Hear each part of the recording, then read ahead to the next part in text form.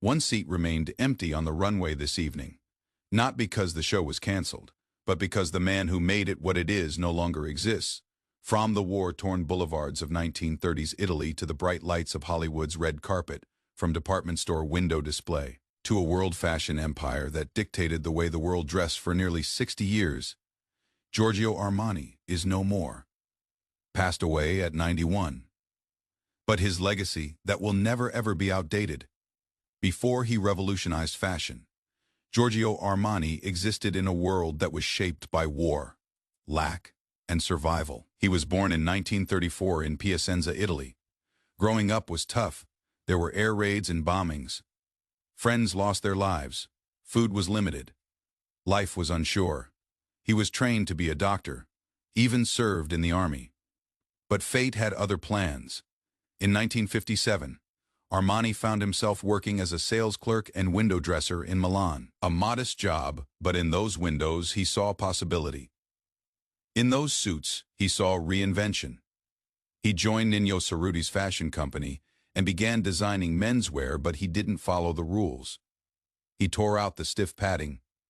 He introduced soft silhouettes. He let the fabric breathe, and the world did not just notice, it cheered. In 1980, a movie revolutionized everything.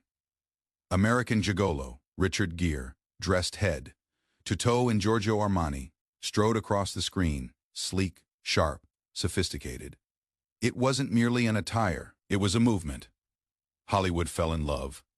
Armani became the red carpet designer. Samuel L. Jackson, Lady Gaga, Julia Roberts, Beyoncé. They all dressed in Armani, not for fashion, but for presence. He was the first designer to stream his runway shows on the internet, first to prohibit wafer, thin models, first to connect fashion and health via the measurement of body mass index. He wasn't only creating cloth, he was forging culture. By 2009, Armani had built an empire.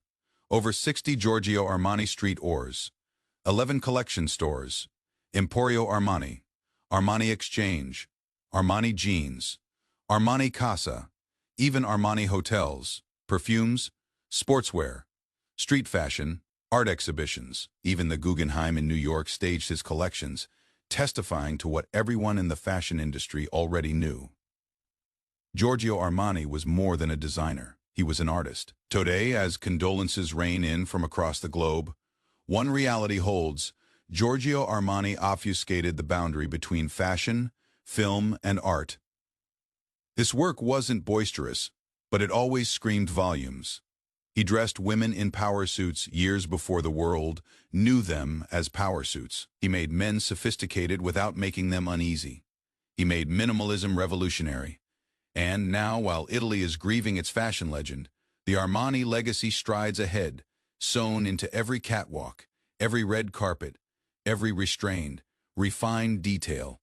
All legacies are not loud. Some are sewn in silence, worn proudly, and remembered for eternity. Giorgio Armani, 1934 to 2025. The man who tailored dreams. Now, he takes his final bow.